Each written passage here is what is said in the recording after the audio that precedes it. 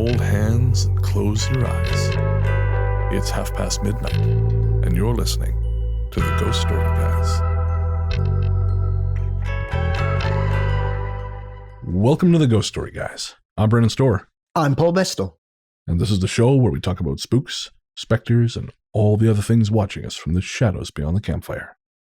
Some conversations only make sense after the sun has set, and this is most definitely one. Thanks for tuning in. This is episode number 136, and we're coming to you from that tiny mountain cabin you dream about, but can never quite reach. How are you, Paul? I'm okay. I'm enjoying a moment of calm before I will descend into the chaos of Saturday's Eurovision Song Contest final. Oh, that is going to be a dramatic day in the Bestall household. It certainly will, for both my head and my liver. I thought you were going to say my head and my heart, but I guess liver makes sense. Both. So who's your odds-on favorite? The bookies' favorite is Ukraine for the solidarity and support vote. However, people are beginning to frighten me by saying that the UK might actually not finish bottom this year. The world turned upside down. It is. Though my favourite song I've heard, apart from us, is The Netherlands. Oh, okay. And it's in Dutch, so I've no idea what they're singing about, but she sounds very nice. That helps. When you hear someone sing in another language and you don't know what it means, it helps. Although I will say there are times when that can backfire. And I know when I would play heavy metal on my radio show, I used to have to Google the band if it was in another language because I want to make sure they're not white supremacists. Because sometimes when they're singing in another language in heavy metal, you can't be sure. Yes. So it's going to be one of the highlights of my year. Fantastic. Well, I cannot wait to see. I'm hoping that there'll be some kind of running commentary on Twitter. I do enjoy the Bestall experience on these things. Absolutely. Yes. You know my love of European music. No, I do indeed. I do. And I mean, when I was living in England with Nick, we loved watching Eurovision. It was always a hoot. And I don't know who carries it over here, if such a thing were even on. And I mean, Saturday I'll be editing the podcast anyways, so I will enjoy it vicariously through you. Yes, you'll be able to gauge when I hit bottles and finish them off, or being constantly asked, "Are you crying?" So emotional. Well, speaking of crying, I had a brush with death the other day, and I didn't even realize it. It wasn't until afterwards that I realized what happened. And it was at the hands of my mother. On last Sunday was Mother's Day here in Canada. Yeah. And so I called my mother to wish her a happy Mother's Day. We were chatting, and my mother's always been very secretive about her birthday. She doesn't like people making a fuss. And so she prefers that I don't tell people when her birthday is, and she doesn't like parties, things like that. She likes seeing friends, but she doesn't like a fuss. This year, she was saying to me, she said, my friends I'm really trying to convince them that I don't want them to make a fuss because, it's a big year and I just don't want to deal with it. And I said, what do you mean it's a big year? And she said, well, I'm 60 this year. And Paul, I said to her, and this was the dumbest thing I've ever done in my life, and I almost once fell off a waterfall. I said, I thought you were 62.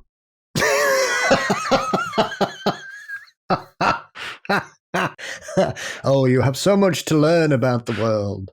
Yeah, that was a rookie move, Bestall. It was a rookie move. And she said, I believe she said, and this statement coming from my mother explains a lot about who I am as a person. She said, you motherfucker. You should have said, but you don't look a day over 59. No, the damage was done. And she can tell when I'm lying. You're covering your ass, aren't you? I am covering my ass. So I have been literally instructed to say on this show, my mother is 59, not 62. Despite the fact I have never discussed it anywhere on this show, she has requested that I specify she is in fact 59, not 62, and I am alive only by her grace. So I think that shows a great deal of tolerance there. I think it's more she can't mow her lawn in prison. But we'll say that it's tolerance. Very particular about her lawn, my mother. And speaking of fear, not lawns, fear, we have a great lineup of listener stories, including a really affecting story that sort of piggybacks on top of some stuff we've already talked about on the show in past, things like hands coming out of walls, and also a really, really interesting story that connects with something that's happened to you recently. which is the presence of completely unexplained cigarette smoke. Heavy cigarette smoke. And the sound of construction happening on my side. I'm going to do what I can to mitigate this, but I've got to keep the window open just to get some airflow in here, and there is a massive construction project happening across the street.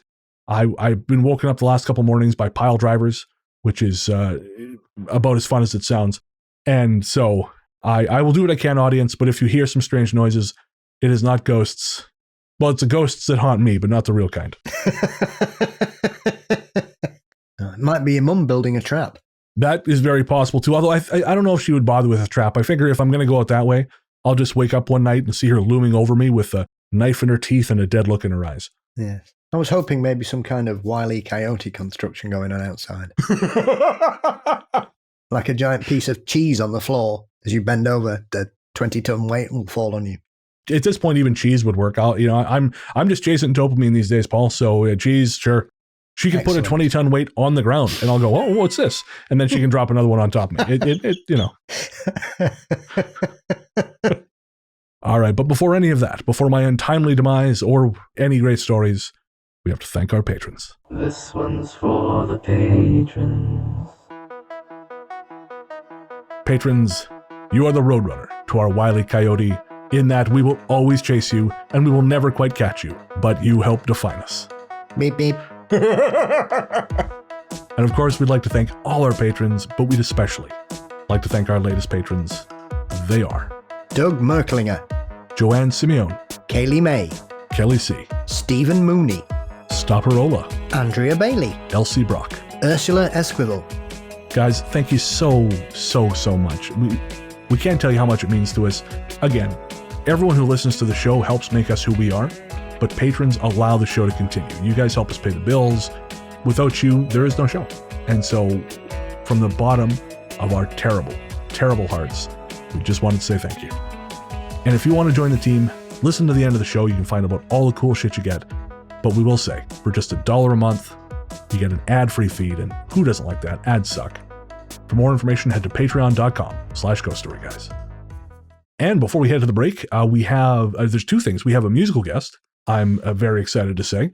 Our musical guest on this episode is Rainy Days for Ghosts. And Rainy Days for Ghosts is a moody synth project, which is the work of Jerry Smith. And Jerry is a very talented composer. He does a lot of short films. He actually won an award, I believe, for his work on a short film. I can't remember the name of it, but came out last year. He's got a bunch of short film work coming out. And he also is composing the music for The Dive, which is part of the trilogy of audio adaptations we have coming out this summer. I've seen a little bit of the work he's got going into it. Jerry's very talented. I'm really happy with the work he's done. And the music we're going to be sharing today is from his latest EP. It is called Rescore 2.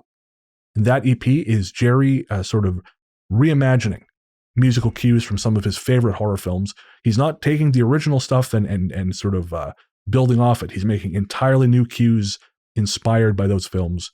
And since Paul and I were talking about the Puppet Master series before going to air, the track we're going to be playing on today's show is Toulon. And that is Jerry's tribute to the Puppet Master films. So again, that's Toulon from Rainy Days for Ghosts from their album Rescore 2, and you can find them at rainydaysforghosts.bandcamp.com or by following the link in the show notes.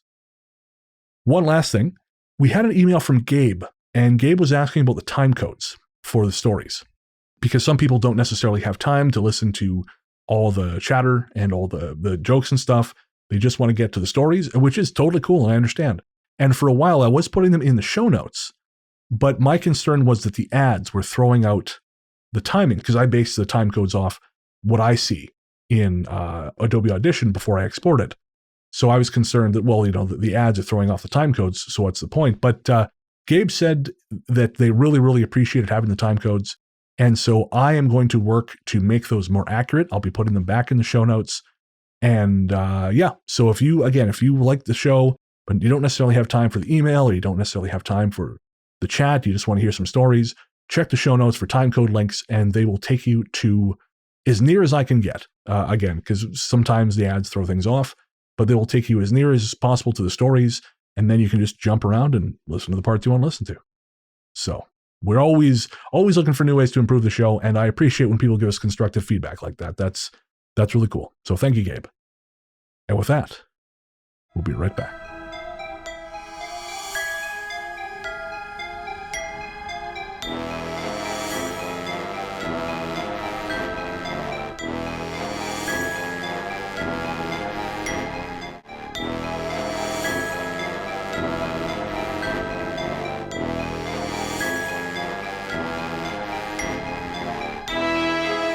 Welcome back. As we said before the break, on this episode, we're sharing a quartet of lengthy listener stories, one of which involves the jungles of Guam, which is, I believe, a first for the show, and I'm very excited about that. Before we get there, though, of course, we have email, and I want to give a shout out to the podcast Spooks, Creeps, and Assorted Devilry. It's a roundtable discussion show covering all varieties of the esoteric, from Bigfoot to aliens, ghosts to tulpas, and everything in between. They interview people in the paranormal community, share listener stories, and shine a light on all their talented friends in this bizarre slice of the weird that we all call home. You can find them on social media and wherever fine podcasts are sold. And I believe the episode they're recording as we record this, they're talking about the film 13 Ghosts, which Paul and I were discussing off air. So that is very cool. Again, that's Spooks, Creeps, and Assorted Devilry. All right. It's the B segment, Paul. That means email. Woo. Our courteous and efficient staff is on call 24 hours a day to serve all your supernatural elimination needs. We're ready to believe you.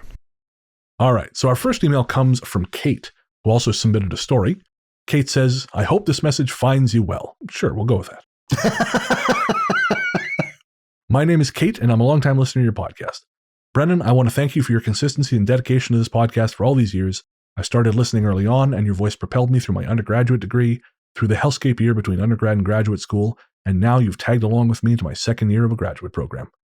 Your voice has been, oh, Jesus Christ, I normally don't like reading stuff that's quite so complimentary, but we'll go with it. I just kind of copied and pasted. I didn't read all of it. It's very sweet, Kate. I'm bad with compliments. Your voice has been the best studio buddy and one of the most consistent things in my life over the past few roller coaster years. Even when everything was falling apart, it was so nice to know I had the comfort of this podcast to fall into. Paul, hello. I really love your addition to this podcast. It's been interesting to watch you two find your groove, and I think you make a fantastic team. Your endless fountain of paranormal knowledge is fascinating. Thank you. Yes, thank you. That's very kind. I needed that, Kate, so thank you. Yes. An electronic hug, just for you. There we go. Back to hugging. Our next email is from Donna. I am a new listener, just discovered the show last week, and can't get enough. I'm planning to send in my own spooky tale down the road, but today's discussion about discovering weird tucked away places and missing time jogged something in my memory that I wanted to share. It is not my story. It comes from the Big Book of Canadian Hauntings, compiled by John Robert Colombo. I won't recount the whole story, for it sounds very similar to Paul's accounts of hikers stumbling into a cottage for shelter and later finding it run down and shabby. The story goes that a woman and her family stopped at a truck stop halfway between Creston and Cranbrook. Oh, say that properly. Between Creston and Cranbrook, BC, in 1978, in the middle of the night, when they were exhausted and hungry. She claims that everything at the truck stop, from the gas pumps to the waitresses' outfits, looked almost 20 years out of date. The gas pumps did not advertise that they provided unleaded fuel, which was unusual. The food was dirt cheap, and the radio played 50s music only. No talk or news bulletins. She says she felt uneasy being there, but the coffee was good. She closes her account by saying that the experience left her and her husband with an eerie feeling, which only got worse when they asked friends more familiar with the area if they knew the truck stop they had found. None of them did. She and her husband drove the highway themselves some months later in the broad daylight, and they did find it. Sort of. Here's how she describes it. The building had long been boarded over. The presence of the gas pumps was marked only by their cement bases. The same was true of the Texaco signpost. The lot was overgrown with bush and with aspen poplars that were 20 or more feet in height. It had been many years since that particular service station had pumped gas or served coffee at a dime a cup. But my husband and I know that that old truck stop had been open for business that lonely March night in 1978 when a weary family had stopped, in need of a cup of coffee and a bit of rest. In her letter to Mr. Columbo, the narrator, Phyllis Griffiths, called this experience her Twilight Zone visit, and it honestly sounds like it, doesn't it? Almost too weird to be true. So thank you, Donna. I love stories like that. And I will say, just being a little bit cheeky, having been sort of a patron in roadside diners in rural BC, you know, sometimes it's just possible that it just looks like that. I mean, there's this truck stop I used to go to in Hope that Nick hated going to, but I loved it. It was a Husky truck stop. And no matter what time of day it was, no matter who was working, MASH was always on the television. Exactly. And it had been off the air for 40 years when the first time I went there. It didn't matter. Or 30 years, whatever. No, MASH was always on the television. And I actually had, when I went back, I went to go take a friend of mine there when I took her to Revelstoke for the first time, and it was gone, and I was devastated. Where else was I going to get my Peterbilt burger? You know, this is vital stuff. But anyways, I'm fascinated by those stories. Something strange. There's a few stories that involve garages and time slip type events from around North America. Not so much over here, but I've certainly heard more than several. Yeah, I think we did a whole episode. I was looking for it while you were telling the story, and I couldn't quite find it. But I think our episode of, I think Road Tripping the Great Beyond. I can't remember which episode number that was. In the new system, it's season 3, episode 25, published in December 10th, 2019. But yeah, that one has a few stories of places which are there and then gone in the morning or along those lines. I think one of the oldest stories of those I've heard is in the book Borderlands by Mike Dash. He tells a story that he found from Iran, I believe in the 1950s. These people had been on quite a long car trip, and they stopped at a tea house in the desert. You know, it's kind of the same thing. It was very good. Everything was very reasonably priced.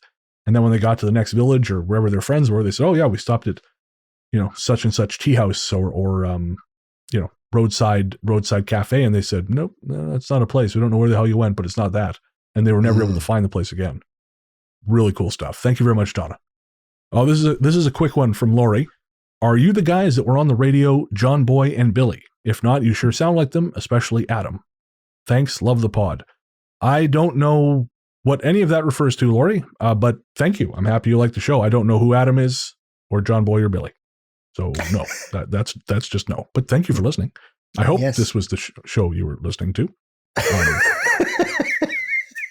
If the police ask, I don't know who they are either. And I was with you all Thursday evening. Yes, at a truck stop that played 50s music. That is no longer there. Our next one is from Doug. Hello, Brennan, Paul, everyone at the GSG team. I've been listening for almost a year now, and recently became a patron. Love your show, and the ramblings between you and Paul almost as much as the stories. I've never had a reason to write in until recently. I, my wife, and 3 kids live in Nebraska, and have had some strange goings-on as of late. Back in March, my wife and I went on a weekend getaway, while my wife's aunt and uncle stayed at our house to watch the kids. Only after a day, the aunt reported noises and voices from the laundry and our youngest daughter's room. I laughed it off, as I've never heard anything of that matter in this house. Fast forward 2 days later, when my wife and I get home. It's about 11 o'clock at night, and the kids are asleep, when we hear 3 loud bangs. Not knocks, but bangs on our front door. Startled, I got up thinking maybe it was the aunt, and they had forgotten something, or maybe neighbourhood hoodlums were messing around. But no, I opened the door, and nothing. I even looked round the backyard, and still nothing. Dumbfounded, I went back inside and tried not to be freaked out. Now in the weeks since, I've heard a couple of different things, but never when I'm alone in the house. Only at night when I'm half awake in my recliner. Whether this is because I'm falling asleep, I'm not sure. But just last week, I swear I heard screaming from my youngest daughter's room. But when I got up, she was fast asleep, just as I left her. I do not know if my wife's aunt brought something over or has stirred something up. So far, wherever it may be and I get along okay, so I'm not entirely worried. However, I cannot say the same for my wife. And this is why I'm glad my in-laws are an ocean away, Paul. Yes. Beware a package from the east. Yeah, Doug, thanks for sharing that, and thanks for being a patron. I suppose it's possible they brought something over with them. It's always hard to say in situations like this, right?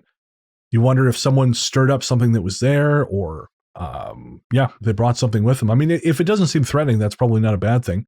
But if your wife's having a problem with it, it's always worth trying to smudge, or even just a very polite, "Hey, you, GTFO."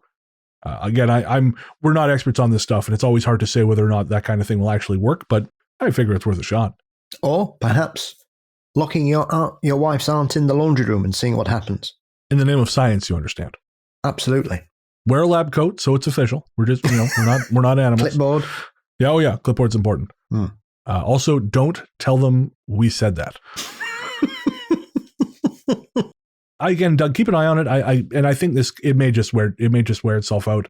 It might be something that got stirred up and may just kind of slow down eventually. I know that's what happened here. We had the peaker for a while, and then it seemed to kind of move on.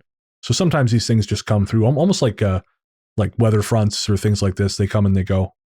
So keep an eye on it, Doug, and let us know. Keep us up to date. Absolutely. Reports from the front line, please, Doug.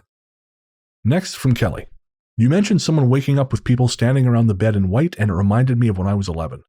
My grandma, who has passed since, told me that all her life she would have dreams that she woke up paralyzed, surrounded by men in white. She didn't tell me much, but I could tell it scared her a lot, and she said talking about it brought the dream on sometimes. She did have a traumatic C-section for my mother that resulted in a hysterectomy, if I remember correctly, and at the time I wondered if it was a trauma response resulting from that. She also had several health concerns as she aged, most of which did not result in surgery, but a lot of hospital stays. I wondered for a while if it was aliens, which I admit is far-fetched when it could have been other things for sure, and if that's why she struggled so much with her health. I mean, Kelly, I think you were bang on with the idea that this was a trauma response to her particularly traumatic surgery. Especially, if you've had consistent health problems, I think it's not uncommon for that to happen. I mean, I'm I don't mind telling you, part of my anxiety is I'm a hypochondriac, less so than I was, but it's still a thing. And the number of times that I've had, strokes or heart attacks in my dreams. I know in Doctor Strange 2, they tell you that dreams are, your alternate lives. I don't think it's alternate Brens kicking off with, various hypertensive illnesses. I think it's more likely just my brain kind of visualizing my fears. And I think in that case, it's probably very likely what it was. What are your thoughts, Paul? Yeah, I agree. I think that's some kind of brain comforting process, or maybe some kind of, like you say, traumatic replay that's going on there. It certainly seems to be connected more than anything, because it's not really a common occurrence. And I think whenever you've had traumatic experiences that involve medical procedures or hospital visitations, then sometimes that can stay with you for quite a while. Yeah.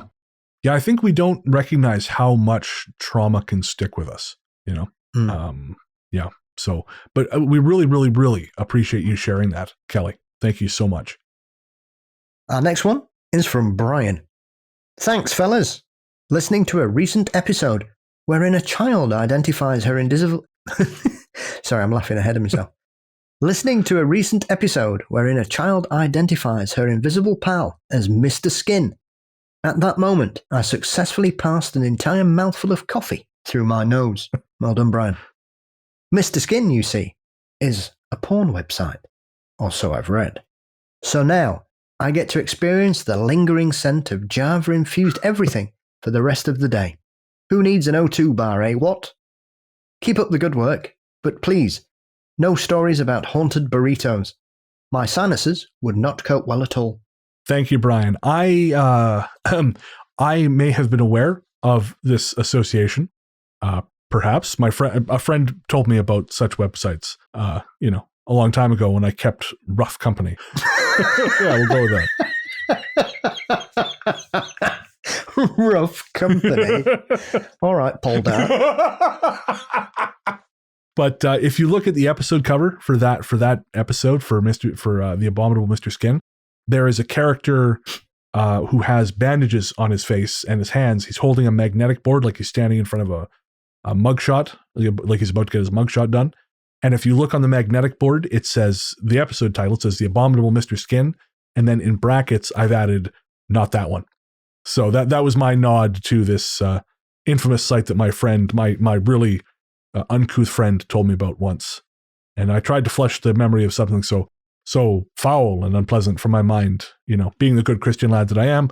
But that unfortunate piece of knowledge, it hung around. So did you think they bought any of that, Paul? I hope so. I actually didn't know that. Oh, you didn't? Wow, that was very convincing. I should have tried that. You really didn't know? No. Yeah, it's okay. Well, yeah, no, it's a thing. It's a thing. We're not endorsing it. And this is not a site to which I have a membership or anything. Let's be clear about that. I am just aware of its existence. Yeah. There may be other adult-themed sites out there. Really? I don't know anything about this stuff, Paul.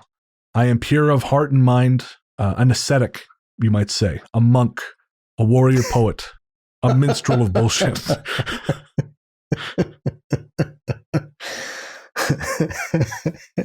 A soothsayer of shit. Exactly. Certainly not someone with his OnlyFans account open in another window right now. What, your OnlyFans account? Jesus. Yeah. Hairy Feet 1, come find me. No, I'm kidding. It's not a real thing. Hubba bubba. That's right. Chub Daddy 9. Waxing the big toes tonight. Ooh. I tell you, man, they reached a point in trying to make money where I was like, well, I wonder. No. Yeah. I know a couple of my female friends have such accounts. Good for them. Make that money. And one of them is a feat. So that's the thing. Apparently. Right. Again, more power to them. See, Brian, this is what you did to us. This is the conversation you provoked with your filthy, filthy mind. Thanks, man. Our final email is from Flick. And Flick said, I saw this and thought, fuck meeting the hat man whose head this fell off of.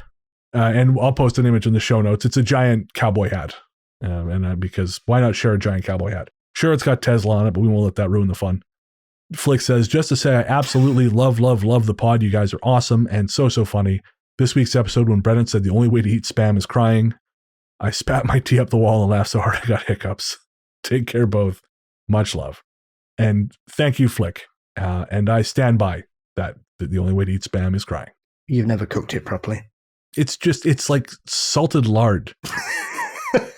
Every time I eat it, I feel like Randall Fiennes huddled over a tiny campfire, just pretending like I'm enjoying myself and getting piles.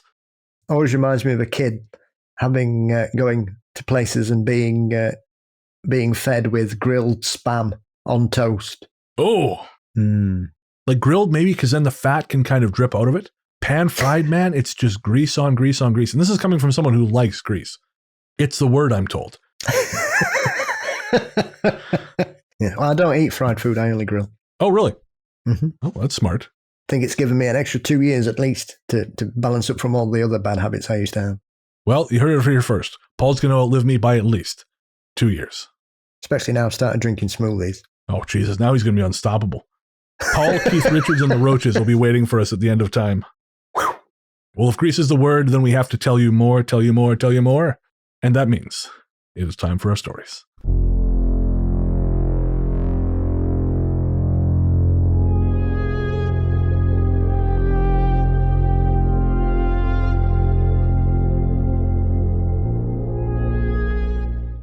You wouldn't like the jungle when it's angry. This is from Chris. I've always had an interest in the paranormal, but have not really experienced anything myself, other than an odd feeling or apprehension at being in a specific place, which I've paid attention to and removed myself as quickly as possible. Good thinking. My wife and I lived on the island of Guam for 14 years. Living there for that length of time, I tried to immerse myself in the culture as much as possible. I learned about beliefs, local legends, and how to be as respectful of cultural things as possible. That is how I learned of the legend of the Taotaomo'na, the people of before, ancestral spirits of the Chamorro people, the indigenous people of Guam. I was taught by the elder Chamorros on the island that you should always ask permission before entering the jungle so as not to anger the Taotaomo'na. That brings me to the story I have to tell you guys. My house was located on a bluff overlooking the ocean, with jungle on one side and also at the back. There were some very cool rock formations in the jungle behind my house, so I decided to clear back some of the brush to make them easier to see. I proceeded to do this without asking permission of the Taotaomo'na, and that angered them. My son, who was about 4 at the time, his bedroom faced this area that I was going to clear. The night I started clearing it, we had all gone to bed, and sometime in the night I was startled awake by my son screaming in his room. I jumped up and went to him, and he was cowering in the corner, looking at the wall closest to the jungle area. He was wide-eyed and almost frantic. I went to him, held him, and asked him what was wrong. He told me it was trying to pull me through the wall. I asked what was, and he proceeded to describe basically what the ancient Chamorros looked like, and he said that he had watched it come out of the jungle, cross the yard, and then half its body came through the wall and started to pull him towards it. As a guy that had heard the stories, I believed him, and I went outside immediately and asked forgiveness for what I had done without permission and promised never to do again. Needless to say, I never finished clearing that part of the jungle, but we also never had any more problems. My son is in his 20s now and can vividly tell you what happened that night and what the Taotaomo'na looked like, but he can't remember much of the other time he spent on Guam. This second story involves my daughter and her visit to a haunted winery near Kansas City, where we live now. Her and a friend went on the paranormal investigation tour at this winery and did the normal ghost hunting things. She said she and her friend thought they saw movement at the end of the halls and felt a push in one of the rooms, but also admitted to having sampled a bottle or two of wine. The strangest part was when the group split up. One group went to do some investigating in a cemetery that is on the property, while the other group, smaller, stayed in the buildings to do more investigating there. My daughter and her friend were in the smaller group. They sat down in an area where they could look down hallways. They were just sitting there with not a lot happening as they talked to one of the guides, when it sounded as if a very heavy rainstorm had started outside. They could hear the wind blowing and the rain hitting the building, so the leader said they should probably head to the front area to meet the ones that had gone to the cemetery, as the rain would be sending them back very quickly. When they made it to the front area of the building, the other group wasn't back, and there was no sign it had been raining. Nothing was wet, and when the group arrived back, they said it hadn't rained at all. One even pointed to the star-filled, cloudless sky. And so, Chris, thank you for sending that in. And there's a few things there that I thought were really interesting. But did you have any initial thoughts, Paul? Oh, no, it's very interesting. I like the one from, as they used to say on the Art Bell show, from somebody who lives on Guam. Of course. The Guam story in particular, that's such a great reminder of our place in the natural order. And, this is kooky, but I sometimes think one of the reasons we have some of the problems we do in North America, in all over, I think these problems are, but I think, I can only speak to the problems I've experienced and the people around me have experienced, but I think we just have pushed over and over endlessly into the forest, into the wild, to build houses, to build, construction projects without any thought as to what we might be disturbing. And I think consequently we've got problems, but we don't necessarily understand how to deal with them because we don't have a frame of reference for that kind of thing anymore. Yeah, it's always a cliched aspect of certain paranormal incidents, isn't it? Is that whenever somebody's doing redevelopment or redecorating or knocking a wall out or putting a new bathroom in or something, all of a sudden, whatever's hiding away in the walls or the floorboards or whatever decides that they're not very keen on the home improvements. And obviously that now extends to landscape gardening. I've heard stories of people who, in places like Ireland or Iceland, Iceland, there's very famously stories where they detoured roads around certain significant rocks because they, did not want to disturb what lay therein. And I know I have seen stories, bizarrely, half of Reddit has been turning up on Instagram lately. And there's always these posts about, what's the one paranormal thing that finally made you think there might be more in the world. And recently, one of them was a guy who said, my friend and his family, they had this property and they had what they were told was a fairy circle in the backyard. And they built on it, despite being told not to. And to say that everything went poorly would, from that point onward, would be a massive understatement. And so, I believe in that shit. Obviously, that's why I do the show. And I think it's more than belief. I think it's, these things are simply self-evidently true. And I think when you ignore them, you do so at your peril. And obviously in this story, you guys got off pretty lucky there, but certainly other people have not been so lucky. Mm. It's interesting you went to Iceland rather than Ireland. I can't imagine why. Certainly I wasn't trying to hope I could avoid having that conversation entirely. But then I remembered that one example and, well, here I am. That happens a lot in Ireland as well. Things like that. It's funny you mentioned Art Bell because I've been listening to Art Bell. I've been catching up, of course, the Patreon that you put me onto. And it is fascinating to listen to his show. And folks, if you don't know who Art Bell is, he was sort of the original king of paranormal radio, I would say. Would you agree with that statement? 100%. Yeah. His show went out to something like 12 million listeners weekly. It was, I want to say something like that, as I recall. It might be 6 million. No. I'm saying it was, I think at some points they were saying he was getting between 30 and 35 million listeners a day. Really? Yeah. Oh, wow. Okay. So this is an indication of how popular the show was. To get it in Revelstoke, you kind of had to get lucky in the evening. If the conditions were right, it would come in on one of the US stations. Fascinating stuff. And recently someone who Art has passed, but someone in his camp has opened up a Patreon where for $5 American a month, you get, 3 shows every week?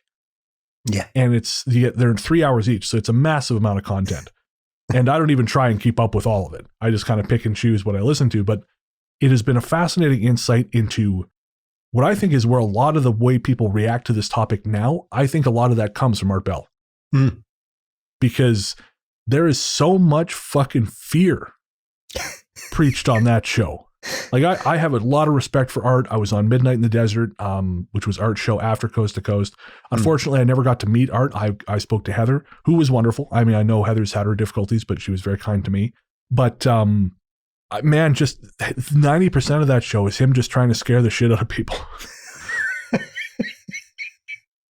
Y2K or sunspots. There was one episode... Like literally, this is the sunspots are causing this global warming. It's the sun. Okay, guy. Okay, Art.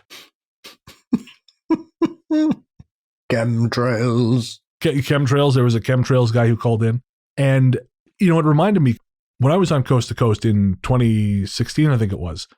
During the breaks, they dump you off the line. You just have to listen to the commercials. And I remember thinking, Jesus Christ!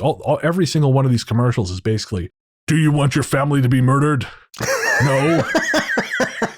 Then buy this product, you stupid weakling." And I thought, well, I feel like George Norrie has taken the show in kind of a dark direction. But now listening to these shows from the 90s, no, it was the same shit. No wonder so many people think that the end is coming. I mean, Alex Jones is just the heir apparent. He just took it to the next level. He's sort of like the Hulk Hogan to the the circuit wrestlers of the 1970s. He just kind of brought it up and made it racist.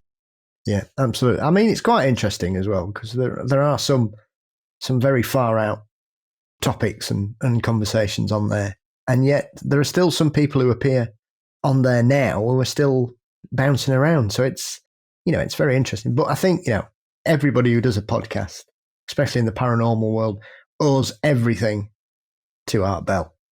1,000%, absolutely. I mean, I owe my establishing in that, like for the book, I owe to Art because, like I said, Midnight in the Desert was the second live show I did, and I did 4 hours of live radio from 10 p.m. to 2 a.m. with Heather, and that was an ordeal. And once I got through it, I thought, well, now I can handle anything, even chemtrails, and Y2K. I tell you, man, these guys who talk about stuff like, oh, the vaccine's going to make you sterile, chemtrail's going to make you sterile. If that was true, I wouldn't have had to go through that fucking vasectomy. And watch smoke curling up from my testicles like they just elected a new pope. But it's been fascinating listening to Art. And the one I was listening to recently was Ed Dames, the remote viewer. Mm. And, he said some interesting stuff, but then he started just talking shit. because I've got the benefit now of 20 years of knowledge after these guys have said all this crap. Yeah. And most of what he's saying is just not true. It's not even close to being true. And the best part was when someone called in and the very first caller said, hey, Ed, you were on this show 6 months ago or a year ago and you predicted this, this, and this, and none of those happened. So what's going on? And listening to him try and juggle and twirl plates and figure out how to make it that he's not a total charlatan was, I mean, it was kind of amazing in a way. The Art Bielik one was quite funny. You know, the guy who brought the Philadelphia experiment forward. Oh, yeah. Clearly, people were pointing out that they'd found his birth certificate and it completely contradicted his story. And he went, well, that's not me. That was planted by the US government. And that's all he'd say about it. But his birth certificate clearly says that he wasn't young enough. He wasn't old enough to be in the US Navy in the Second World War. It's just what they want you to believe, Paul. Of course it is. Yeah. It's like my friend, her sister used to date these absolute losers. And there's this one guy she dated, and he would love to talk about being in Nam, except he would have been about 5 during the Tet Offensive. So, you know, unless he was like John Rambo, child warrior, he may have just been telling what you affectionately call porky pies. Yeah. I'm aware of a good friend of mine, somebody that's involved in their family circle who is just a delusional charlatan, claims to have been in the SAS. However, he's never worked a day in his life. Well, because he's got to rest up. The training is very difficult. I think some of them, they just think if they wear combats and army fatigues, then that automatically enrolls them into the armed forces. I'm not really sure. I've suffered head trauma too. By God, I can be a soldier. No, that's not how that works. My head trauma's through drinking. Yeah. See, this is what I miss. Like, in a way, that kind of bullshittery, I kind of miss it because it was harmless in its way, right? Like, guys like Frank Dukes, you know, the Bloodsport guy, the guy who claimed that the movie Bloodsport was based on his life. You know, that was back when you would just call it bullshitting. You know, he's not lying. He's just bullshitting. And there was something harmless to that, you know, like, I was a spy. No, you absolutely were not. That's fine. And I was talking about this on my most recent episode of Largely the Truth. QAnon and all that shit has just taken the fun out of conspiracy theories. Those people, they're not just like harmless kooks anymore. They're not just bullshitting. They're actually taking up arms based on this nonsense they've made. It's really kind of dispiriting. Yeah, it's just the next level of it, though. We've had it all the time, though, as long as it's been around. You look at what happened over, you know, in North America with the Satanic Panic in the 80s and 90s. Yeah. We had it here with, you know, very similar things, and none of it was true. You know, people got sent to prison and were charged with, you know, child sex offences, and none of it was true. None of it was true. You know, ruined people's lives. You know, and that's in the days when you didn't even have the internet to fall down rabbit holes in. It was just, you know, newsletters and bullshit. So, you know, it's something that's probably always been there. I mean, obviously, you know, urban myths and things like that, and it's just the next level. It's just now it's just been weaponized in certain degrees, but it's always been there. It's just not had the capacity to permeate as deeply into society as it had previously, I think. Yeah, no, you make a great point. I hadn't considered that. I wish benign bullshitting was the version of that made it to the modern day and not the other one. I miss those characters that if you'd seen a dog with five legs, they'd seen one with 6 that could juggle, because we all knew somebody like that growing up. R.I.P. to the one-up guy. Thanks again, Chris. All right, before we get to the next story, we're going to take a quick break to pay the bills, and then we'll be right back. Art Studio Ghosts from Kate. I attended Murray State University for painting and drawing and spent many late hours in the respective studios. Here's a small grouping of stories related to that experience. For the next 2 stories, it's important to understand the layout of this area. This building is configured in an odd way, with a massive central room as an art gallery, and the adjoining rooms lining the space in a square outline. If the gallery is locked, you must enter from the lobby, where there are 2 elevators and a stairwell. To reach the studios, you then have to walk through various classrooms and around the locked gallery space. All of this is to say, if you're near the lobby, you know who is entering and exiting and there is no other way in or out without triggering fire or gallery alarms. The building is confusing to navigate, and all hallways have no windows. It feels very weird and claustrophobic in some areas and way too open in others, and time just seems to move differently. I can't truly explain it, it just feels weird.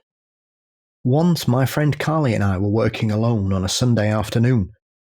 The building was quiet, there were no interruptions, and after the third hour, we were very much settled into the space. No one had come and gone, as this was the beginning of a 3-day weekend. We were in full view of the lobby hall, meaning those who entered would pass by our doorway. As we chatted, we heard a door slam on the other side of the building. The door was not near, meaning it must have been through a locked set of painting studio doors. Of course, we had no sense of self-preservation and decided to investigate. Upon further inspection, we realised not only the painting studio door was locked, but all the offices beyond it were locked and closed too. We went back through the halls, called out for anyone, and not a sound was heard. As we made our way back, we consciously checked and closed up each room. Confused but deciding it must have been a vacuum or wind, we returned back to our drawing space. Within 10 minutes of the door slam, we heard the elevator ding open and close twice. Each time we exited the studio to see who had arrived, but the elevator was always empty. This, whilst obnoxious, could be explained by someone pressing the floor by mistake. But twice? And within 10 minutes? We started to feel a bit nervous at this point, but continued our work. We worked without interruption for another 30 minutes or so, before the elevator dinged open once again. This time it stayed open for a bit, closed, but did not move. This means the button must have been pushed on our floor. We both started to feel uneasy, and agreed it may be time to pack it up. As we began to gather our supplies and attempt to debunk these happenings, we heard a far-off bang in the closed hallway. We reopened the still-locked painting studio to find the back door wide open. This door we had closed on our first walkthrough. The only way to get to this door was through the locked painting doors, fully in view from our drawing room. Once again we checked and hollered to see if anyone was near, but were met by more silence. We left quickly after that, and even with arms full of drawing supplies on the 7th floor, we refused to take the elevator and ran down the stairs. Later in the semester, I was working alone once again in this very empty building. It was the start of spring break, and no one came in to work, so I knew I could spread out and have the space for myself. I had been working on a drawing for a few hours when I suddenly heard a "Hey!" from down the hall. I cautiously replied, "Hello," to no response. After a moment, I opted to walk around the halls and studio spaces to see who was around. Nothing and no one. I assumed I misheard and got back to work, as ghosts are not a good excuse for late homework. Not 5 minutes later, I hear my name. A clear, loud "Kate!" from somewhere in the building. I packed it up and called it a day. Later, when I reached the upper levels of my undergraduate courses, I was allotted a private studio space in a decommissioned dormitory, Woods Hall. Woods Hall was in disrepair, the 3rd floor closed off due to mould, and the basement entirely off limits. Our studios were located on the 2nd floor, with the university office space on the 1st floor. This building felt bad from day one. It's shaped like an arrow, with 2 halls meeting at a point where a 3rd hall of rooms shoots off. This intersection used to scare the shit out of me for no reason. I refused to look down the hall and always walked with my eyes cast to the ground. My studio was located at one end of the arrow, near an exit. As I am a painter, I utilise hazardous material and have to store chemicals properly. The chemical storage area was at the peak of this arrow, right next to this horrible hallway. There was always a feeling of something in that space. If you were there alone, there were footsteps in the halls, occasional conversations, creaking, most of which could be ignored. but some days it just felt especially loud. On one such day, I had had enough. I needed to put away my chemicals and solvents, but the idea of walking down the long hallway, then standing and unlocking that door with my back to the even worse hallway, felt like too much. So I called my partner, now husband Joe, to walk through the building with me.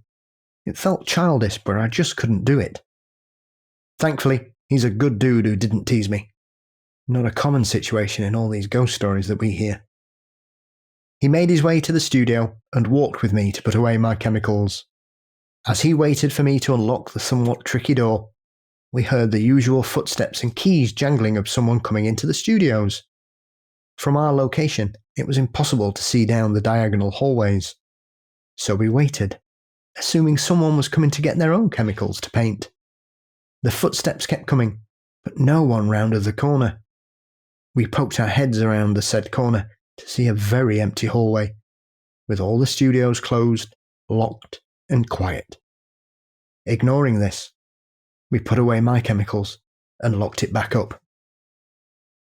On our way out, my partner asked to use the restroom. We went our separate ways as I gathered my belongings.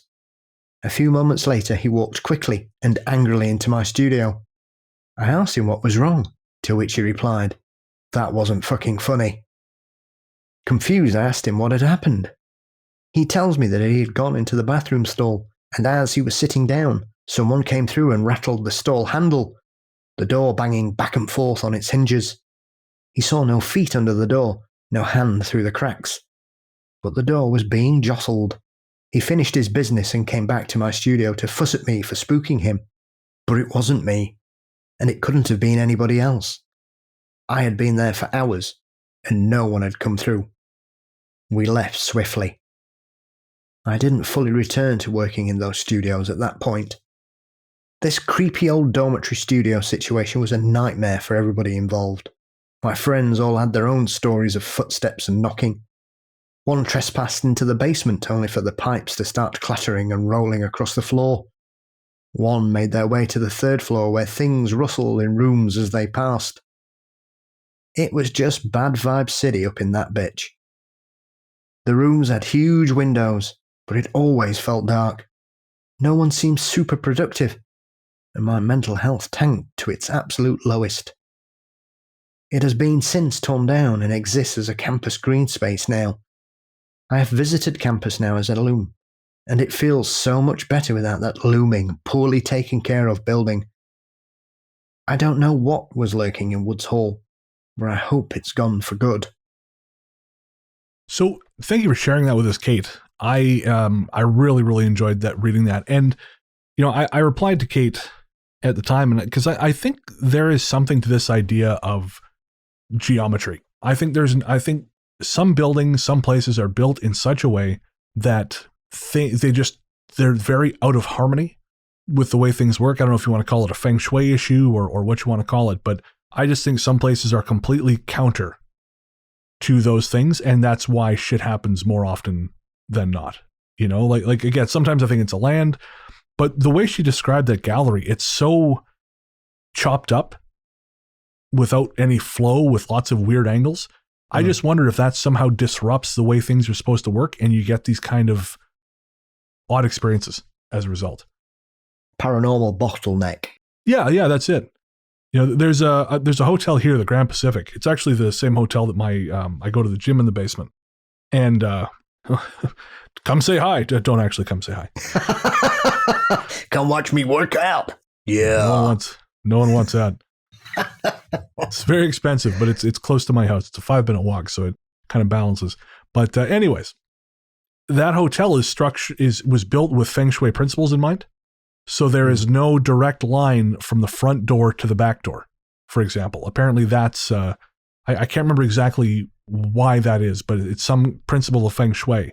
So if you walk in the front door, you kind of have to take this circuitous route to go out.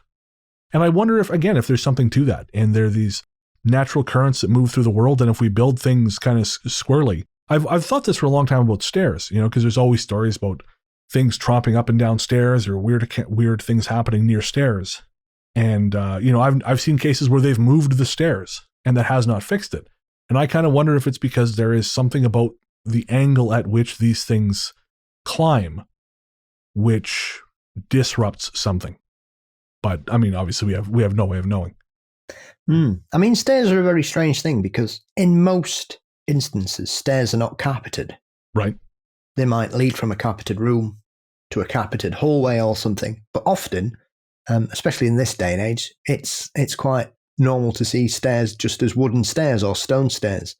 I've often thought that people notice footsteps on stairs or people running up and down stairs more because often it's usually the area of a house that has the most resonance because of the types of products used in it. Oh, that's interesting. That could be. Stairs seem to be more haunted than other particular areas of houses, but it is noticeable that a lot of people, it's footsteps on stairs that people tend to spot as a first indication or as a regular thing. Yeah, that's interesting. I'd never considered that. I think, too, it's significant that the area around Woods Hall feels much better now that the building is gone. Mm. Because, again, I wonder if just, because I know school can be stressful, and Kate explained, that it's not easy. Mm. And I wonder if a place is not properly constructed with certain principles in mind, if all that stress just gets trapped. Yeah. And the place just has all this cumulative dread hanging over it from all these deadlines and the pressure of school. And I mean, certainly artistic, if it's an art school or if it's an art department, those are people who are even more given to these things. Like, as an artist myself of a kind, I'm a fucking basket case. So I sympathize. Well, yeah. I mean, the construction of a building, as with anything, you are releasing energy in a variety of ways. And if it can't dissipate properly, then it's going to get trapped. I know I was telling you that we've got this massive construction/destruction project happening across the road from us. And when we started having that hallway peaker, that I mentioned, Nick suggested that maybe it's possible this thing had come from that project, because it was a cooperative housing that had asbestos in the wall. So it was just cheaper to knock it down and rebuild. And she wondered if maybe there had been things living there, which, much in the way that vermin flee a destructing building, these things had relocated. And so it makes me wonder where, if there were things in Woods Hall, where did they go? Maybe they're under your bed right now. Paranormal exchange students. Yeah, that's much nicer than my thing. I'm sorry, that was mean. Thank you again, Kate. The Bubble, from Kim. I am new to your podcast and have been enjoying it a lot. I hesitated writing this because, well, I'm still trying to figure out what it is my son and I experienced. Years ago, my father and his longtime girlfriend parted ways, but they continued to have her kids and his gathered together during holidays. I always dreaded going to her home during any holiday, and I wasn't sure if it was because I just didn't enjoy the company, my father's ex wasn't a very good person, or it was her house. Maybe both. My father's ex lived in a pretty large home, and I just never felt comfortable being there. I always stayed in the dining room, and I avoided the rest of the home as much as possible and kept my visits very short. Anytime I needed to use the restroom, I would use the restroom that was in her garage. I also noticed one of her adult children and her husband doing the same. The reason I avoided her guest bathroom was always because it felt crowded, almost as if the room was filled with people and someone or something was right in my face. I would feel panicky, even scared. I couldn't use the bathroom fast enough. Even washing my hands, I absolutely refused to look in the mirror. I would try and laugh it off that maybe it was just my imagination. Then, on another holiday gathering, my nieces and nephews were sitting in the hallway playing with a toy, and I sat down next to them, and I swear it felt like I was sitting in a bubble. My hearing got muffled. Everything felt like it was moving in slow motion. I didn't understand what was happening. Mind you, that bathroom I avoided was close to the hallway that I was experiencing things in, and as soon as I went back to the dining room, everything felt normal again. Over the years, we've had many gatherings there, and I started to notice other family members would have the same uncomfortable expression upon exiting that bathroom, and I just knew that they too were experiencing uneasiness that they dare not talk about because their mother lived alone in this home and they didn't want to scare her. Or maybe they were feeling the way I was. Maybe they were thinking it was in their imagination. Fast forward to a year ago. My aunt that I rarely ever keep in touch with visited, and she started talking about how she did blessings at people's homes So I nonchalantly mentioned my experiences at my father's ex's house, and without hesitation she said, "Oh, her home has spirits, and I've seen a family of 3 in the corner of her living room, and her hall bathroom is filled with them." I told her how I always felt panicky and scared in that bathroom, as well as about my experience in the hallway. She confirmed that she too had experienced it years ago, and that she did mention it to my father's ex, but she didn't have much of a response. Since my son was little, he was able to see and feel spirits. I always ignored it because, quite honestly, it scared me. He would tell his grandparents when they would go to the park that he could see people that they didn't see. Or when his grandparents rented a vacation home, he refused to enter because he said, quote, "Someone died in here," only to have it confirmed by the owners that yes, their grandfather had passed months prior. Now that my son is an adult, we were talking about this home, and I shared with him my experiences over the years there. And he said that when he played with his cousins in the hallway, he too felt like he was in a bubble, and it affected his hearing, almost as if someone or something was covering both ears. We no longer go there, and yes, she still lives there alone. I've never talked to her about it, but to this day I still wonder what it was we experienced. What was in the hallway that made you feel like time was moving in slow motion, and your hearing got muffled? And thank you, Kim. That is really, really interesting. Like, we talk a lot about physical sensations on the show, but that's probably one of the most dramatic physical manifestations we've seen in a while. I know sometimes you get that sense of air pressure when there's presence. Everything feels like the air just feels much heavier. And that's got to it's got to affect the inner ear. Yeah. So I'm wondering if this is just an extreme version of that. Yeah, because you that muffled sensation, like when you're in an airplane or something, or you're at high altitude, and you kind of lose your hearing for a little bit till your ears pop. Yeah, like that. So yeah, maybe that's what it is. That implies that whatever was there was very, very much there, like very powerful. Yeah. There aren't many instances of such things being reported. Obviously, Keel talks about such areas in the mountains that surrounded Point Pleasant, where you had these fear bubbles, or fear spheres that are used to call them, where you could literally walk in and out of them and you would feel absolutely terrified. But really? You could walk in and out of them. Well, that reminds me of a story from Butch Wachowski, allegedly a dogman sighting that someone reported, I want to say in Pennsylvania. And if I remember correctly, he was walking his dogs. The dogs started going crazy. And all of a sudden from the bush, this thing that I guess you can only describe as a dogman supposedly walked out of the bush, kind of looked at the dogs, and then kept moving. And supposedly he went back with his friends later to the bush to try and find this thing. But they reached a certain point where they felt like they just couldn't they were so scared they couldn't make themselves go any further. Mm-hmm. Yeah. There's quite a few Bigfoot reports of a similar reaction as well, and people going back and hitting like a wall, an invisible wall, where they just couldn't broach it because they just felt a fear. And obviously people suggest that this is some kind of pheromone or something that creates these kind of fear of this fight or flight reaction that people have. Well, before we went on air, I was telling you that Nick and I had been watching Unexplained 911. And my opinion, generally speaking, on ghost shows. This one is about stories from first responders, which someone actually just published a book on that. So I think I missed my window. But if you watch the show, the reenactments, of course, are way, way over dramatized. But they also have the person who experienced the thing telling their story over top of the reenactment. And that's the part I found genuinely engaging. And one that really caught me was a police officer who reported to the same house in, I want to say, Georgia, for a number of times, because this guy claimed that something was throwing rocks at his windows and banging on things outside. And the police turned up and they looked a number of times, and of course they found nothing. But while searching the perimeter of the house, the one officer said he felt this sort of lingering sense of fear that he couldn't nail down. And then finally, this guy called the police again because his dogs were gone. They had run off towards this noise, and they had not come back.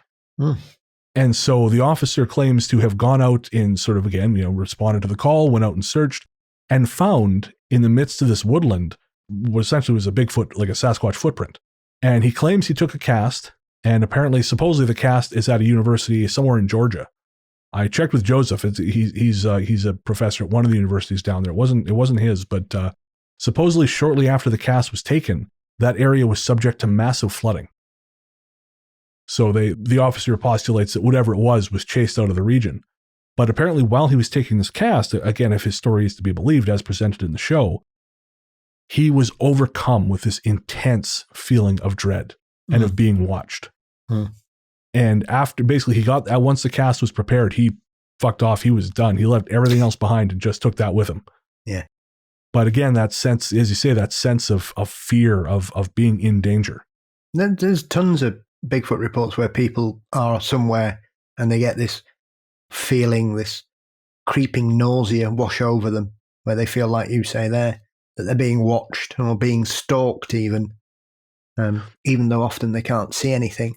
But that's when your other senses kick in, and, pheromones are a strange thing when they're released. Yeah. And this might sound like a goofy question, but I mean it seriously.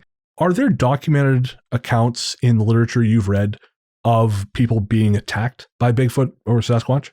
Credible reports. Things that you find compelling. Well, probably the most compelling Bigfoot attack account is Ape Canyon from 1924 in Mount St. Helens. Okay, I'm familiar with Ape Canyon because I remember Sam Sheeran said he went hiking there. Yeah. But I don't know the original story.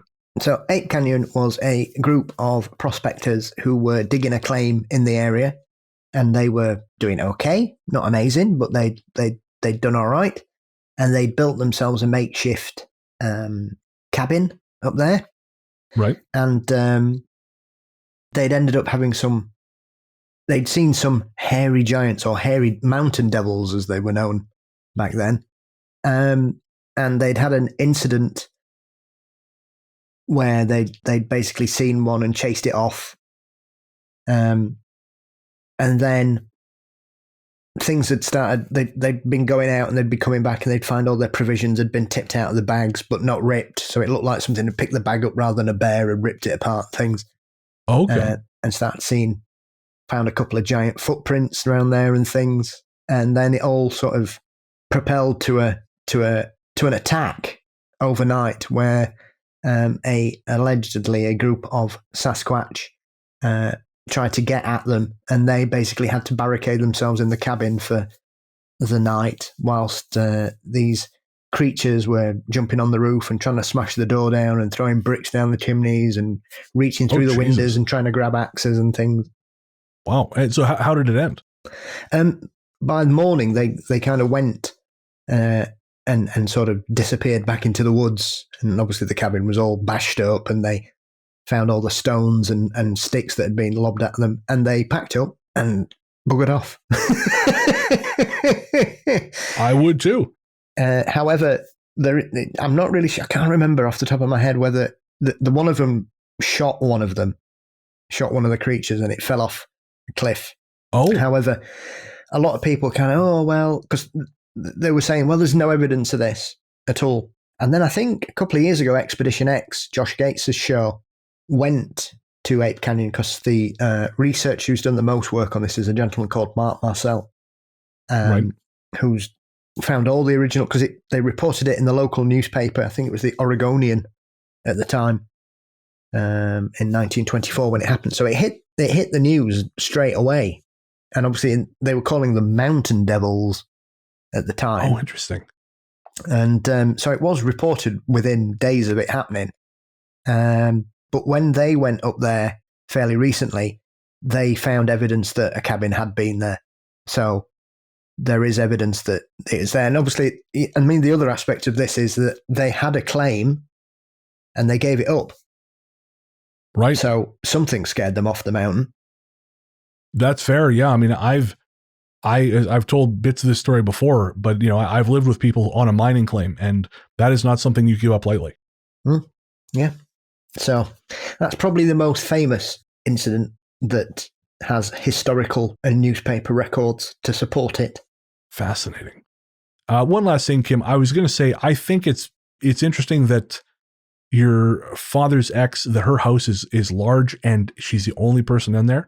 I think that probably has a lot to do with why things cluster there, because I know certainly I have had people in my life who are one person living alone in an enormous home. And certainly it has been my experience that things roost in empty space. We've talked about that many, many times, and yes. I posit that may have something to do with this. So thank you for sharing, Kim. All right, one more ad break. This will be the long one, and then we'll be back to our final story. Don't forget, if you're a patron, you don't have to deal with any of this crap. Head to patreon.com/ghoststoryguys. Smoke gets in your eyes, from Jennifer. I want to start out first by saying two things. I am extremely allergic to cigarettes.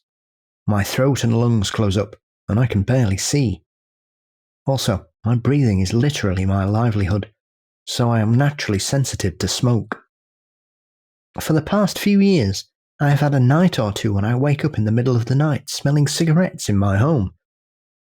We live in a small Cape Cod, on a quiet street, not near enough to any neighbours that I could smell their smokes. Also, I am a classical singer, and because it is one of the last places that does pay, I am a busy musician at temples and churches, especially funerals in my area. I know it sucks, but someone has to, alas. This past fall, when one of my colleagues came down with the Rona, I was subbing at a church with a very heavy funeral load. So I was getting a lot of business. But it was taking a toll on me. I don't usually read obits and ask for the info before the funeral. I am there to serve in the stead of the family and sing the songs and pray the prayers that they are too emotional to do for themselves. But of course, I had been singing a lot of very sad funerals that week, and I really needed a break. So I was actually looking forward to a nice easy Saturday at my usual Jewish temple gig, when I got a text that a funeral had come in on Saturday morning. I demurred, really needing a break from the heaviness of the week, and texted back that I was unavailable. Not 5 minutes later, the rectory office where I was working had an overpowering scent of cigarette smoke. It was weird, but I sort of shrugged it off because I work near a busy street, and sometimes there will be a smoker walking by my closed window. But it was odd. About an hour later, my boyfriend texted me that he'd just found out that his former co-worker had succumbed after a long bout of cancer. He was pretty upset. The boyfriend and this guy worked together for almost 2 years straight, right before we met. They were sent out on jobs together and had a good relationship. He mentioned that the funeral was going to be on Saturday, and I asked if it was at the church I'd been subbing a lot in, and he said yes, probably. They live over there. When my boyfriend got off work later, I asked if he wanted to go to the funeral, and he said he did, but didn't want it to be weird. He had worked with the guy, but didn't know the family, and wasn't sure who to sit with at the funeral. I told him that after he told me it was important to him, that I had decided to sing at the funeral, and he could sit in the loft with me if he felt uncomfortable. So that was the plan. That night, I had a lot of trouble falling asleep. I felt like I couldn't get comfortable in my bedroom, but I tossed and turned for a while and eventually drifted off. At about 1 a.m, I woke up like a shot went off. I wasn't dreaming. I was just sat bolt upright in bed and started coughing. The bedroom felt like it was absolutely full of cigarette smoke. Not just a whiff from outside, I could taste it, like someone was breathing it into my face. No one was in the room. The window wasn't open. Nothing. The smell got less when I left the bedroom and walked down the hall past my daughter's room. So I closed both doors and went downstairs to see if any neighbour was sitting literally on my porch under my bedroom window, which would have been the only explanation for how concentrated the smell of smoke was. I padded downstairs and flipped on the porch light. No one was there. I opened the door, checked my neighbours' porches. Not a soul outside in the dark. I had been sure of what I sensed, and now finding nothing, I was a little freaked out. So not wanting to wake up my guy or our dog, I went to lay on the couch and scroll on my phone for a couple of hours. The house felt heavy, and in between TikTok videos and Twitter, I said a few prayers for the people I had sung for already, and another one for some strength to get through this one on Saturday, which was hitting us a little close. At about 3 a.m, I started to finally feel sleepy and decided I should go upstairs for at least a couple more hours before dawn. I didn't want to wake up my kids, the boyfriend, and most of all the dog, for fear of her wanting a 3 a.m. stroll, So I left all the lights out and quietly crept back upstairs. I passed my daughter's room and opened my bedroom door, then stopped in my tracks. In the dark, over my side of the bed, was a huge, thin black shape, like a tall, thin black humanoid that would have to have crouched under the dormers of my bedroom ceiling if it was standing tall. But it was bent completely over, with a high arch in its back like a cat. It was like it was staring at where my pillow was, and where I should be sleeping, boring its eyes mere inches from where my face should be tucked in next to the dog and the guy. I was so freaked out I turned the flashlight of my phone on and let out a half-whispered, half-choked, "What the?" The next word just clung in my throat. The thing snapped its neck and stared at me, and then vanished. I swear I almost peed in my pajamas. My boyfriend picked up his head and said, "You okay?" No, was all I could answer. He said, "What are you doing? Come back to bed." Left with the option of this thing now having just seen me in the hallway and having my back turned to the darkness behind me, or at least jumping back into bed with my puppy and the tough guy, I took the latter. I pulled the covers up tight and just shook until I passed out. His alarm goes off at 6:15 every morning, so I was a mess when he woke up. I went downstairs to make coffee, but goodness, I was dragging trying to get into my Friday morning routine. He jumped in the shower and went upstairs to get dressed. I woke my kids up to get ready for school and started making lunchbox sandwiches. When my guy came downstairs and I had shakingly poured myself and sipped from the first cup, he said, "That was a rough night, huh? How you doing? What were you looking for?" Not really sure what he was asking, I said. "Really not great. It was bizarre. How did you sleep?" He said, "Well, until about 2:50, I woke up and smelt cigarettes, like I had been smoking them, strong. Haven't felt that since right after I met you. Then while I was thinking about it, I heard you start rummaging around in your night table for something. What were you looking for? Your back was to me. So weird, your hair looked black." I forgot to mention, I am a natural blonde and I was not rummaging in my drawer. I told him so. He said, "Yeah, you were. I told you to stop twice. And then when I finally picked my head up to really look and try and grab your sleeve, you went from being right by the bed to being outside the door with a flashlight on." I told him what I had seen, and he was a little freaked out. We managed to push through Friday. He went to the wake with 2 other former co-workers to pay their respects. I made dinner, and I may have had a few extra heavy pours Friday night, so that I slept without any disruption. Saturday morning, we got up and we went to the funeral. My boyfriend told me a little bit about the co-worker as we got ready. If I open up too much about the info of the deceased, it could negatively affect my ability to serve the duty the family needs me to provide. But the boyfriend was upset, and he doesn't usually open up a lot, so I listened. The guy was a short, stocky Italian immigrant in his 80s from Italy. He spoke Italian at home, had a prodigious number of kids and grandkids, none of whom my boyfriend had met. When they hung out at work, they would share coffees and bum cigarettes off each other. After my guy got his new job and met me, he went cold turkey for my health and to set a good example for my kids.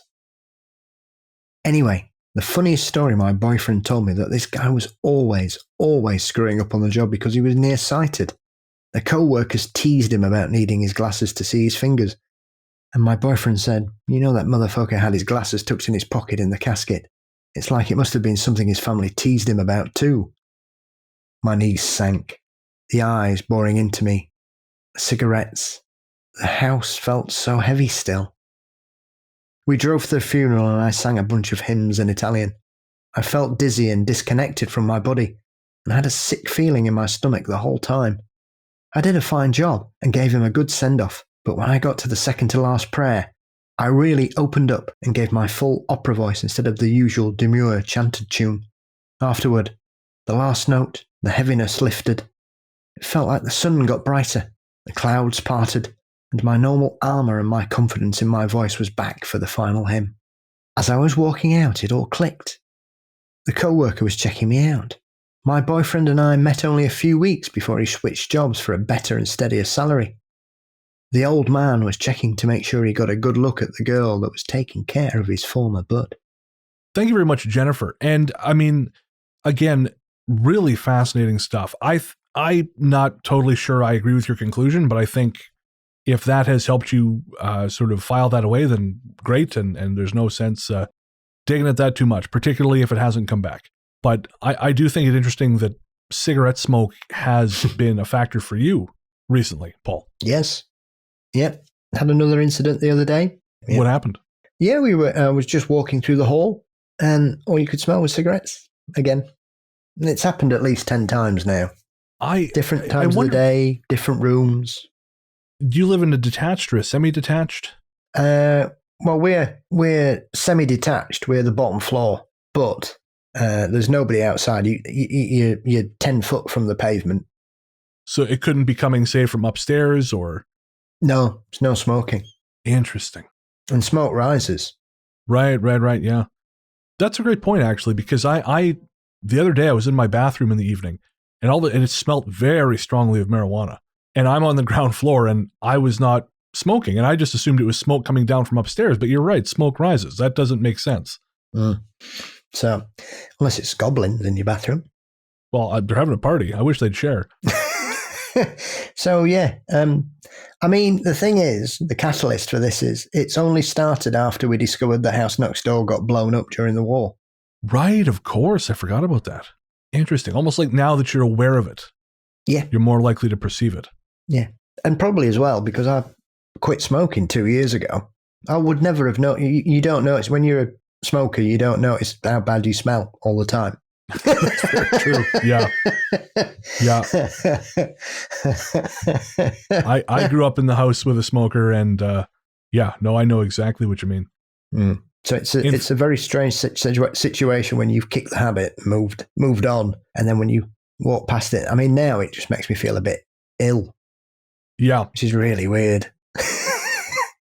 Funny enough, when Jennifer talked about having a cigarette allergy, I have some, not as serious, but definitely something similar because, again, I'm not a smoker. Everyone in my family smokes.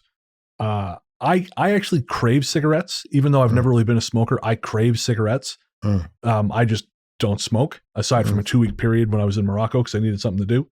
And thankfully, I was able to just put them down just as quickly. But I know when my grandmother passed, the whole family kind of converged in our house because we were the ones in Revelstoke. And like I said, everyone in the family smokes. And I remember I had to go lay downstairs after a while because the room was just full of cigarette smoke. It was like an army barracks. It was just blue. And I remember just feeling nauseous. And then it happened again a couple of years later, or more than a couple of years later, when I was in Iceland. Speaking of Iceland, I was at the Airwaves Festival in October. I was in a club and someone was smoking. And I was stood next to them for so long, I started to get kind of nauseous and I had to go back to my hotel and lie down. I couldn't enjoy the rest of the show because I just inhaled so much of this fucking smoke that, it'd become a problem. So I feel your pain, Jennifer. There was no ghosts there, just a French heavy metal band and a guy who really liked to smoke. Yeah, it is a strange thing. But like I say, it's happened in the hallway, happened in both bedrooms, kitchen, front room, and there's nowhere for it to come from. Yeah. And funny enough, one of the people I interviewed for Strange, coming back to find retailers everywhere in the fall, hopefully, they had a similar experience. They would have these puffs of smoke turn up. And now they were foster parents, and part of me kind of wondered if maybe a couple of foster kids were just like cadging smokes because they had a lot of foster kids. But their thing was they believed it was the spirit of this old sea captain who used to live there who smoked. But I sometimes think, it's just easier to draw those conclusions because it does that thing. It feeds that human need we have for narrative. And because I'm starting to think there's something stranger happening. And I don't even pretend to know what it is, but I don't think it's quite as simple as we perhaps would like. Yeah. I mean, it is one of those things you notice even when you're a smoker, because I haven't, I mean, even when I smoked, I didn't smoke indoors ever. Oh, okay. Which obviously being British is one of those great pieces of fortitude that we have, that we would rather be stood outside in a gale force wind tooting a fag than thinking, actually, why the hell am I out here? Oh man, my family smoked inside all the time. I grew up marinated in cigarettes. I am part nicotine. Yeah, well, I grew up in a smoker's house as well. So Right. I mean, and then worked in the pub trade for 20 years nearly. So Of course, yeah. So and when they didn't ban smoking inside till 2005, I think. 2005, 2007, something like that. Did you guys have the smoking section and non-smoking section up to that point? Where you could pretend like... I mean, they had like non-smoking areas, but like that's going to work in inside. Yeah, that's it, right? They used to have that in here. And I remember, going to party at this one pub we used to have called Speeders, which was an absolute dump, but it was fun. But all the fun stuff happened in the smoking area. Yeah. So, that's where all the fun people partied. So you ended up going over there anyways and coming home stinking like an ashtray. It's a strange thing. It was quite odd as well how quickly you got used to it over here when they banned it inside. Sure. I only once, and that's remarkable, only on one occasion did I literally just sat there talking and just lit up. And I went, oh, shit. Straight away I was like, But it was really odd how quickly. So, and it's one of those things when you go abroad, obviously you've got lovely weather, so it doesn't really matter. But I mean, here, Jesus Christ, the weather you put up with just to get a hit. So, I mean, it is a strange thing because it doesn't really bother me at all. But once you've given up something as addictive as cigarettes, it is strange how the addiction suddenly. I mean, I went out the other week for a friend's leaving do, and I literally was overcome for about 10 minutes I thought, I could really murder a cigarette from nowhere. Absolutely nowhere. Yeah. Well, it's an addictive thing, and not by accident. Mm. Like I said, I'm not a smoker. I've never, aside from again those 2 weeks in Morocco where I smoked cigarettes pretty much constantly. I'm not a smoker, but I crave it all the time. I'll be stressed. I'm like, man, I could just go for a smoke right now. And I'm like, where does that come from? Yeah. Where is, and as I said, but then when I was in Morocco, when I finally, because I think it was a stress response, because when I was on the boat leaving Tangier finally to going to Italy, I took a drag and all of a sudden I tasted it. And I thought, the fuck am I doing? And I just threw it all overboard. No, well, we're done with this shit. But yeah, it was awful. But no, it's addictive because, again, I've never been a smoker, but I still find myself thinking, Jesus, I want one. Yeah. Like I actually keep a pack of American Spirits on my fridge, and sometimes I'll go outside and I'll light one and just leave it in the ashtray because sometimes just that act seems to satisfy whatever urge is drawing me to smoke.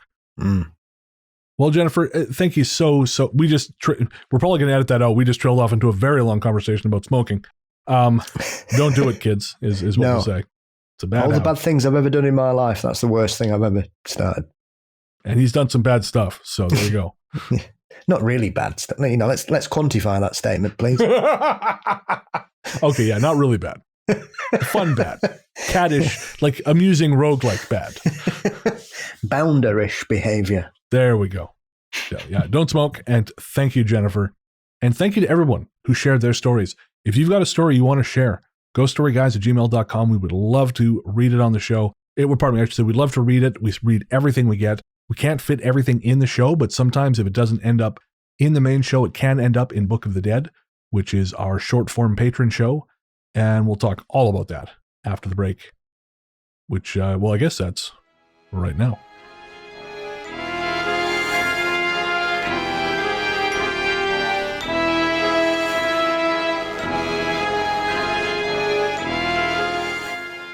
Hey there, listeners. Before you reach for that skip 15 seconds ahead button, I promise you this isn't an ad. We wanted to take a minute to talk to you about mental health. On this show, I've always tried to be as honest and open as possible about my struggles with depression and anxiety, because even though we've come a long way towards acknowledging the very real damage these things can do, there is still way too much lingering stigma about reaching out for help. And when you start to feel like there's no help, it's easy to start feeling like there's no hope. But Paul has joined me today to remind you there is always hope and there's always help. We're not going to try and talk you out of self-harming right now, because we know that's not how it works. Instead, what we wanted to do was tell you something now and hope that should things get bad, you'll remember it and make a phone call or send a text message before you make any permanent decisions. As someone who knows all too well just how important mental health can be, it's never too late to reach out. In Canada, the number to call is 133-456-4566. In the USA, the number to call is 1-800-273-8255. In the UK, the number to call is 116-123 or text SHOUT, that's SHOUT,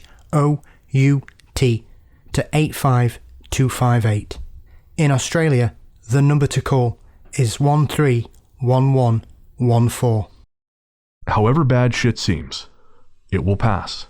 And no matter what your brain might be telling you at any given moment, and believe me when I say I know this intimately, there are people who love you, and people who care deeply about how you treat yourself. Should a time come when you find yourself despairing, please know that we've both been where you are, and there is a way back to the world. Take care. Welcome back. Thanks, as always, to everyone who's part of the Ghost Story Guys family: Luke Greensmith, Sarah Kent, Anthony Germaine, and Joseph Camo. Don't forget to check out Luke's podcast, Luke Lore, which you can find on podcast platforms everywhere, and In Search of Ghosts, which is Joseph's YouTube show. I believe the third video will be dropping here soon. And Joseph and I also co-host the bi-weekly live stream Weird Together, which you can find over on the Ghost Story Guys YouTube channel. And, as always, thanks to you, my friend and co-host, Paul Bestall, the paranormal Johnny Carson, host of Mysteries and Monsters. Paul, what's coming up on M&M? Well, this week I have my old friend Richard Freeman joining me on the hunt for monsters, covering several of my favourite cryptids we've not touched really before, including the dinosaur that's allegedly living somewhere in Africa, Michaelia mbembe, giant ground sloths from South America, almasties from Russia, and, of course, the Mongolian death worm. I love it. So, yeah, we've got that. And then coming up, I've got Barry Fitzgerald from International Ghost Hunters coming up, and the return of Philip Mantle as well. Very cool. And where can everyone find you online? You can find us where all podcasts live, out there in the ether, looking for Mysteries and Monsters, and we're across all social media platforms under Mysteries and Monsters as well. Perfect. I'm at Largely the Truth on Twitter and Instagram. You can also find my podcast, Largely the Truth with Brennan Storr, everywhere fine podcasts live. On my latest episode, I spoke to the UK-based battle rapper and horror podcast host, Kennel. And he talks all about his career in battle rap, which sounds absolutely goddamn terrifying. Again, the idea of having my flaws pointed out in front of a room full of strangers is, that's up there with, I haven't studied for the test and I'm at school naked as far as my nightmares go. So hats off to him for being able to pull that off. You can find that at, again, largelythetruth.com or by searching for Largely the Truth everywhere fine podcasts live. As we mentioned at the top of the show, we love our patrons. You guys are what makes the show go. And if you'd like to count yourself among their ranks, head to patreon.com/ghoststoryguys. That's patreon.com/ghoststoryguys, where for as little as $1 a month, you get an ad-free feed. At $5 and up, you get access to all the cool stuff. There's weekly bonus shows like Book of the Dead and Host Adventures. There's Sunken Library, me and Paul. We're recording the me and Paul Q&A next Thursday, and I have a very strong feeling that's going to be a long episode because we have a lot of questions from our patrons on this one. And there's so much more. Physical rewards, digital rewards. You can check it all out at patreon.com/ghoststoryguys. And of course, if you support the show at the $20 level and above, that makes you a member of Ghost Force. That's right. Patrons at the $20 level and above are members of Ghost Force and get thanked every second episode, more or less. Here, in this segment, using these voices because, by God, when Paul and I commit to a bit, we commit to a bit.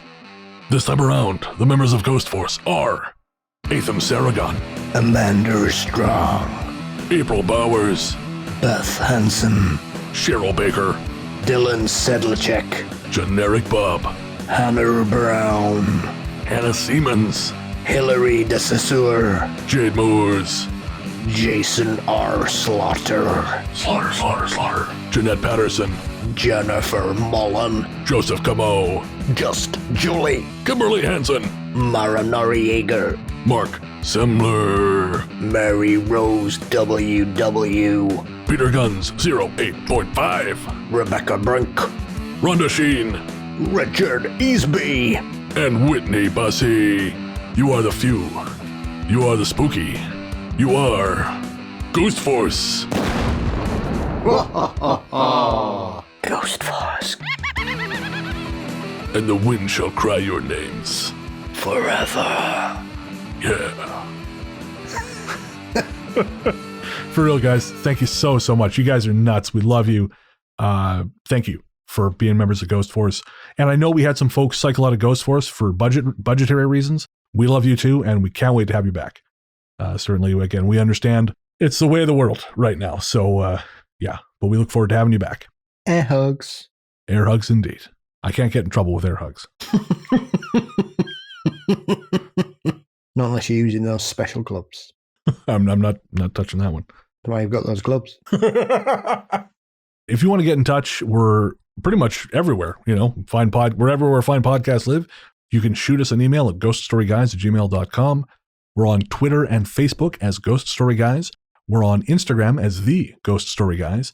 And we are on Reddit as r/Ghost Story Guys podcast. If you've got a story you want to share, best way to do it is to send it via email. DMs tend to get lost. In fact, there was a DM I was going to share on the show and I forgot to share it. So I will share that next episode. This is a great example. But again, I read everything you send. I forward a lot of them to Paul so he can read them too. We love hearing from you guys. It just makes it all worth it for us. So we thank you so much for getting in touch. And if you got a story to share, but you don't feel like typing, you can always call the Ghost Line. There's something strange in your neighborhood. Who you gonna call? Ghost Line. Call 1-888-588-6920. Thanks to Amber Pease for her Ghost Line jingle. Again, that number is 1-888-588-6920. You can leave your story or comment as one or a series of voicemails, and we will do our damnedest to play it on the show. Big thanks again to our musical guest, Jerry Smith, also known as Rainy Days for Ghosts. The track we played was Toulon from his latest album, Rescore 2, and that is a tribute to some of the classic horror films that Jerry grew up with, and you can find that at rainydaysforghosts.bandcamp.com or by following the links in the bio. And don't forget to look for Jerry's work in our upcoming adaptation of Brianna Morgan's short story, The Dive, as part of our audio drama trilogy, Transmissions from the Void. Those will be out in the summer. They were going to be released as one mega show. They're now going to be released as 3 separate bonus shows. So I'm very, very excited to share those with you. If you want to pick up some merch, ghoststoryguys.com will link you to our TeePublic and Big Cartel stores. Big Cartel mostly now is stickers. I'm not selling any more autographed copies of Strange because Strange is out of print, and the second edition will be out in the fall, and that's when I'll start selling signed copies again. But until then, you can head to our TeePublic store. We have lots of cool designs, including some based on the artwork of Mike Harmon, who is a UK-based artist who also listens to the show, and lots of other cool gear. Again, that's ghoststoryguys.com. Follow the links to our TeePublic and Redbubble stores. But TeePublic has more cool designs. Redbubble is still there, but just we don't have as many things in that store. Our theme song, Radio, Into the Darkness We Go, is composed and performed by Peter of Podzontommusic. Find more from him at nightharvestrecordings.com or by searching for Podzontommusic wherever you get your tunes. Our story's theme is The Future Belongs to Them Now by Hexxagram. Find more from them by searching for Hexxagram wherever you get your music. Remember, that's Hexxagram with 2 X's, not 3. Also, Hexxagram will be providing the music for the second of our audio adaptations. That is Havoc by Mike Thorne. So, again, keep an eye out for that when Transmissions from the Void drops this summer. I guess that's going to do it. Certainly is. We'll be back in a couple of weeks. But until then, into the darkness we go.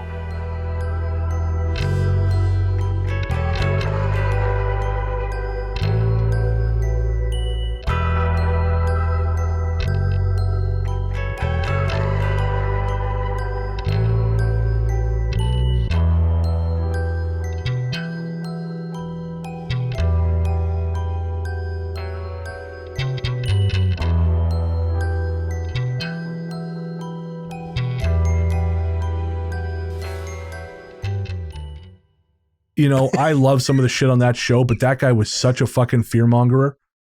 Oh man, we'll talk. It's about raining chloride. You know, there's good out there, but there's also evil.